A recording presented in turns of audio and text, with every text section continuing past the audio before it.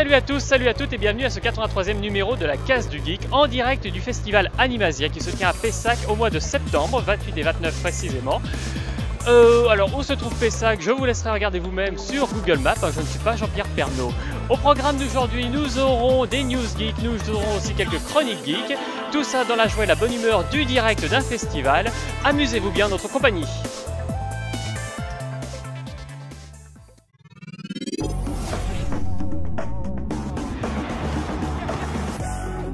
Pour cette chronique des news jeux vidéo, je serai entouré de Eiki ainsi que de Benjamin. Salut! Donc Benjamin, quelles sont les news jeux vidéo de la semaine? Alors au rythme de la semaine, nous avons le Arrête. Alors au rythme de la semaine, nous avons Nintendo qui a annoncé pour un partenariat avec Square Enix pour la publication de Bravely Default en France à la fin de l'année. Et donc dans un trailer qui est sorti hier, donc le vendredi, nous avons appris que le jeu sera intégralement en français. Les voix, on aura le choix entre l'anglais et le japonais. Et aussi que donc ça est la version For the Sequel qui avait été annoncée pour le Japon, qui contient un nombre d'ajustements assez conséquents qui permet de rendre le jeu beaucoup plus fluide et rapide. Donc ça sort à la fin de l'année. Donc le For the Sequel au Japon sort le 5 décembre et ici il sortira sûrement aux alentours. Très bien, donc news suivante Benjamin. Alors pour Super Smash Bros pour la Wii et la 3DS, il y a eu quelques personnages qui ont été annoncés ces dernières semaines. Dont Peach et Link Cartoon. Je t'ai bousillé ta news. Et Luigi. Et Luigi, mais on s'en branle. Voilà, donc lui il a fait toute la news, donc je m'en vais. Donc Monster Hunter 4 a dépassé le cap des 2 millions de ventes en 2 jours. Ce qui est pas mal, on va dire, puisque c'est le meilleur démarrage pour un Monster Hunter au Japon. En même temps, vu que c'est Monster Hunter, c'est normal que ça se vende par pelleté. C'est normal que ça se vende par pelleté au Japon, parce que c'est vrai qu'en France, ils n'ont pas la même clientèle, et du coup, les ventes sont un peu plus décevantes en général. Oui. Et donc la semaine suivante, il a fait 400 000 ventes de plus, donc résultat, il en est déjà presque 2 500 000. Ce qui est plutôt bien, quand même. Ouais. Et ensuite, c'était la grosse nouvelle de la semaine. Tout le monde a attendu comme des oufs tous les 2 jours une annonce de la part de Valve, qui a annoncé donc au final un OS Steam. Donc en gros c'est un système d'exploitation intégralement designé par Valve et qui va être utilisé pour les fans de Steam. Ils ont ensuite annoncé les Steam Box, enfin les Steam Machines, qui sont donc des machines spécialement conçues pour Steam. Et ils ont aussi annoncé hier, alors que tout le monde attendait Half-Life 3 parce que tous les signes pointaient vers un 3, donc qui disait Half-Life 3, tout ça, au final c'est une manette. Donc une manette qui contient 2 trackpads, donc c'est même pas des sticks analogiques. Le design est super bizarre, on dirait une sorte de boombox. Et donc tout le monde reste très sceptique parce que le design est vraiment bizarre, mais ça reste à voir. En fait, Steam a annoncé qu'il voulait être un peu dans tous les salons du monde maintenant. C'est-à-dire que voilà, tu regardes ta télé et tu as la Steambox à côté pour faire tout ce que tu as à faire avec. Donc ils veulent vraiment se généraliser et s'étendre et pas seulement à une plateforme PC, quoi. Enfin, nous avons une triste nouvelle. Puisque donc LucasArts était mort il y a quelques semaines, comme tout le monde le sait, ça a vraiment déçu des mondes. Et Kotaku a décidé de faire un article sur LucasArts et se souvenir des bons vieux jeux et de tout ça. Donc ils ont visité aussi les studios et ils ont découvert qu'il y avait un remake HD de Day of the Tentacle qui était en préparation, 80% fini et annulé. Donc résultat, dommage. Ouais, c'est assez dommage puisque les remakes de Monkey Island 1 et 2 étaient géniaux et Day of the Tentacle c'était le suivant et on ne l'aura jamais. C'est vrai que ça va déplaire à pas mal de fans qui attendaient un nouvel opus, quoi. Ça fait quelques années maintenant, mais c'est dommage.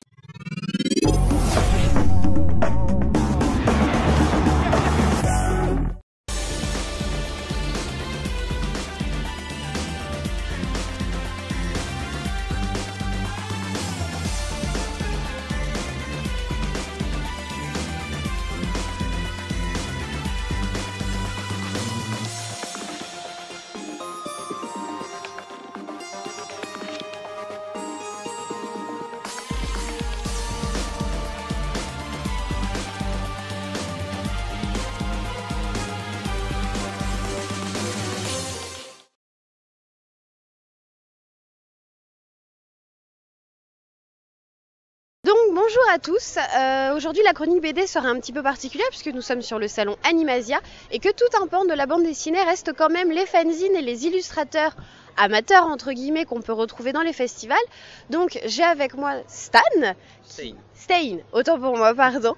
Donc Stein, et qui lui n'est pas dans un fanzine mais illustrateur, mais c'est vrai que son travail m'a vraiment tapé dans l'œil, donc j'ai préféré l'interviewer lui. Donc est-ce que vous pouvez vite fait vous présenter votre travail? Oui.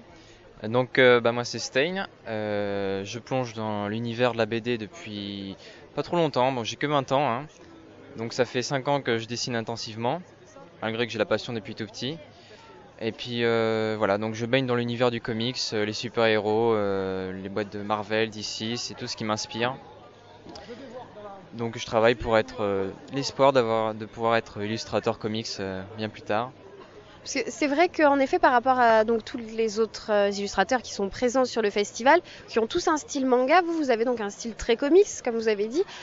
Quel est vraiment le comics qui vous a marqué et qui vous a donné envie de vous impliquer dans cet univers-là? C'est Spider-Man, comme le montre mon t-shirt.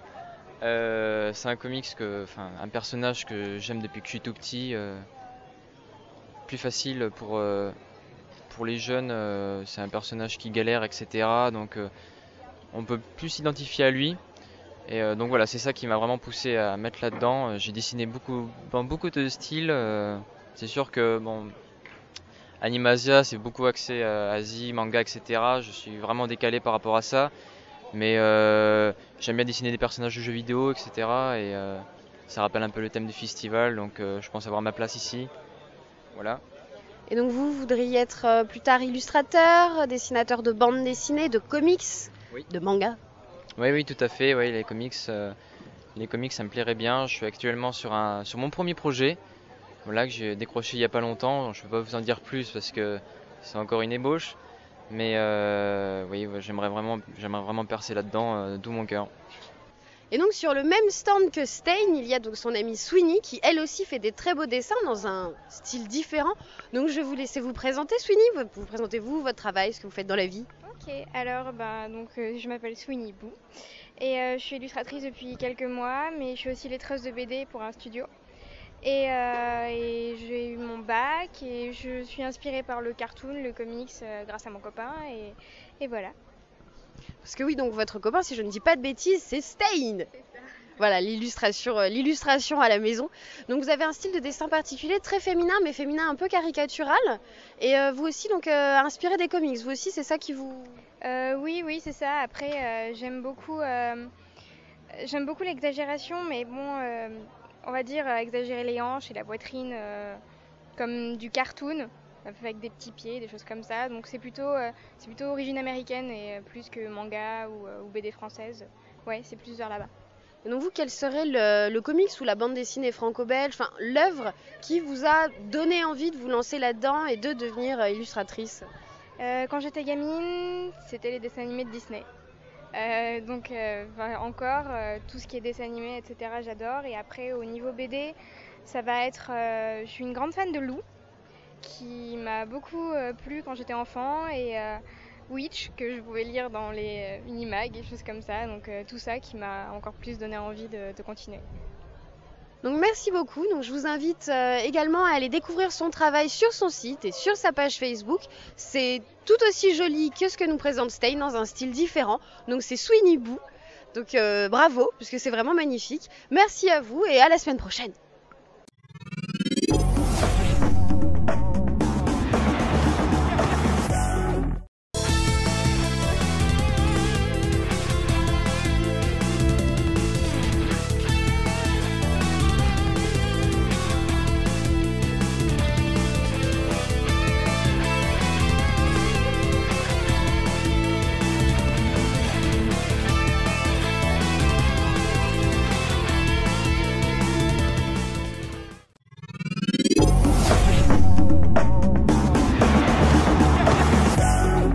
Tout de suite, on va vous présenter un florilège des pubs débiles du web.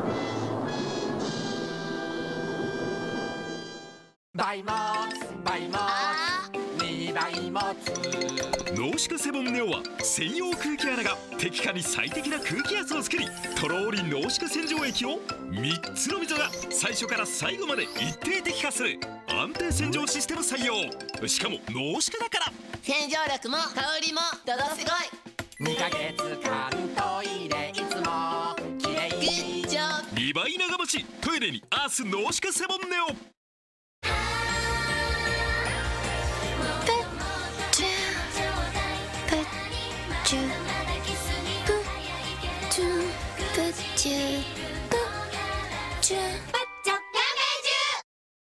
今日は全国的にドドッと模様です。吸って出る出るドドッと粒ぴょん日本全国ドドッとバレだいくらじゃないよおいしいお菓子ドドッと粒ぴょんソーダッシュダブルもグラシエ関ジャニ∞だもん CC でもうわなんか来た誰やお前ゼロっていうか地中海レモンゼロ地中海地中海って言ったらこういうことまあねこういうことごめんねおいしい地中海レモン CC レモンゼロオリーブオイルと炭火焼きチキンなぜ出会ったオリーブオイルとチキンなぜ同じメガネ知らんわ。運命の出会いカップヌードル塩。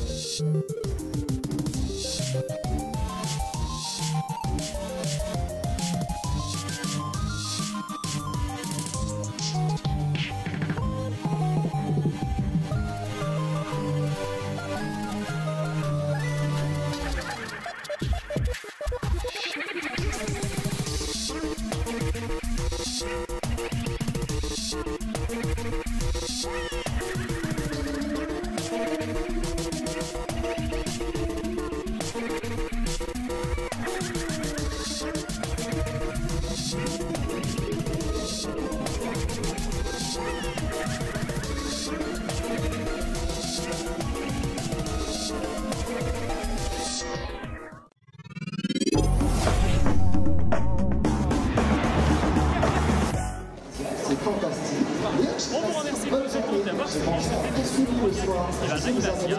On se retrouve la semaine prochaine pour une émission un petit peu plus classique, mais avec des interviews. En attendant, bien, salut à tous.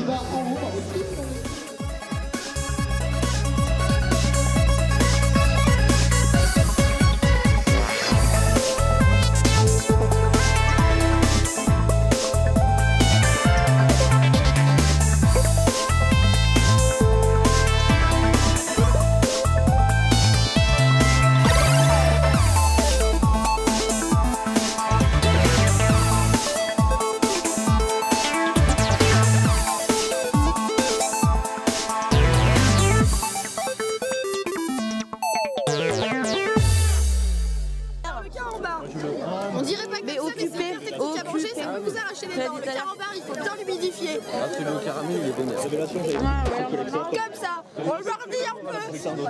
Enfonce le plus. Pour éviter que ça colle aux dents. On le rentre pas d'un coup dans la bouche. Les gorges profondes. Oh! Pardon, excuse-moi. Je le vois quand tu lui le pas ma bouche. Non, ouais, pas de problème. C'est bon, c'est fini. Ok.